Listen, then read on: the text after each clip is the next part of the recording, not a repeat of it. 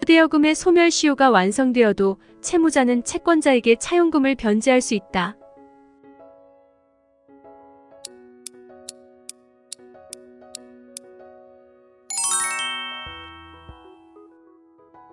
모든 채권은 기본적으로 소멸시효가 적용되고 소멸시효의 기간이 지나도록 채권자가 해당 채권을 행사하지 않은 경우는 채무자에게 채무를 이행할 것을 청구하더라도 채무자가 이를 거부할 수 있습니다.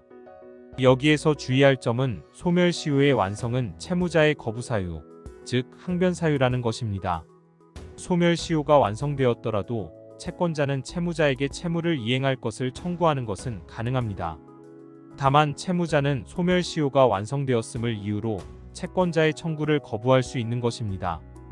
따라서 채무자가 소멸시효가 완성되었다는 주장을 하지 않는다면 채권자는 채무자로부터 채무를 이행받아도 문제가 없습니다.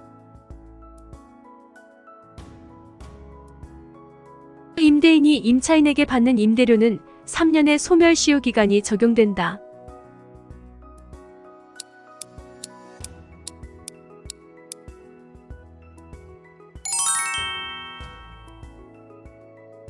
소멸시효는 일반적으로는 10년, 채권의 종류에 따라 그보다 짧은 기간이 적용됩니다. 은행의 대출금처럼 상업관계에서 발생하는 채권은 5년이 적용됩니다. 이자나 급여 등 1년 이내로 정기적으로 지급하는 급료나 의사나 변호사 등이 직무를 수행한 비용, 도급으로 공사를 수행한 공사대금, 상인이 물건을 판매한 판매대금, 퇴직금, 실업급여, 육아휴직급여, 각종 보험금의 청구권은 3년이 적용됩니다. 대법원은 2011 다사만 9608 판결에서 임대차에서의 임대료도 정기적으로 지급하는 급료로서 3년의 소멸시효가 적용된다고 하였습니다. 임대인은 임차인에게 3년이 더 지난 과거의 월세는 지급하라고 청구할 수 없는 것인데, 하지만 이때에도 임대인은 임차보증금에서 3년이 지나서 소멸시효가 완성된 임대료를 공제하는 것은 가능합니다. 가령 임차보증금이 1억 원이고 월세가 100만 원인 경우 임차인이 4년 동안 월세를 내지 않았다면 임대인은 3년간의 월세 3,600만 원은 돈으로 지급하라고 청구할 수 있으나 3년이 더 지난 과거 1년간의 월세 1,200만 원은 돈으로 지급하라고 청구할 수는 없습니다. 하지만 이때에도 임대인은 임차보증금 1억 원에서 밀린 월세를 공제한 나머지 5,200만 원만 반환하는 것은 가능한 것입니다. 그런데 만일 임대인이 충분한 보증금을 받아두지 않았다면 보증금에서 밀린 임대료를 공제하는 것이 어려울 수 있으므로 3년이라는 임대료의 소멸시효 기간을 유의해야 하겠습니다. 이 외에도 여관, 음식점 등 소비물의 대가로서의 비용, 의복 등 동산의 사용료, 노역인, 연예인 등에 대한 급료, 교사 등의 수업료 등은 1년이 적용됩니다.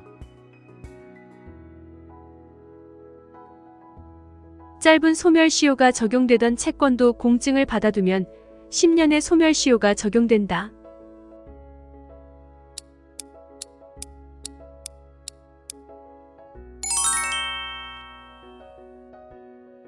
(5년) (3년) (1년의) 짧은 소멸시효 기간이 적용되는 경우라도 재판을 통해 판결로 권리를 확보하게 되면 무조건 10년의 소멸시효 기간이 적용됩니다.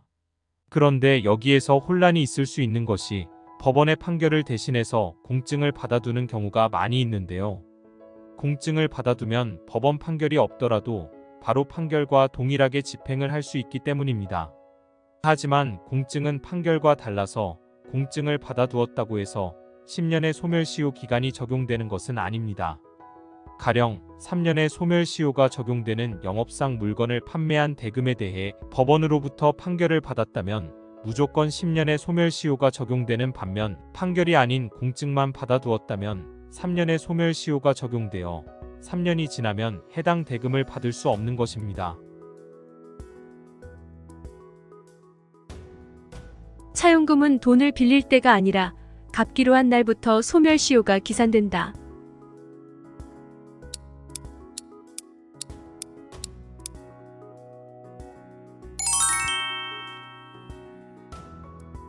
그렇다면 언제부터 소멸시효의 기간이 시작되는 것인지 문제될 수 있는데요.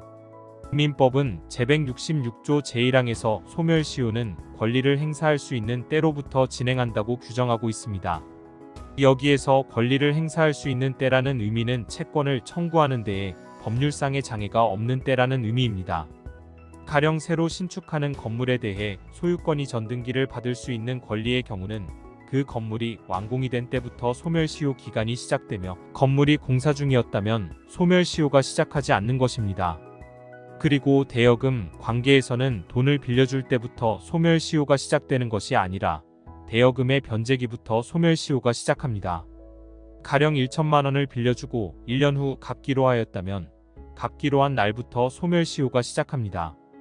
다만 대법원은 93-3622 판결에서 채권자가 자신에게 채권이 존재하는지를 모르는 것은 법률상 장애 사유에 해당하지 않고 소멸시효가 진행된다고 하였습니다.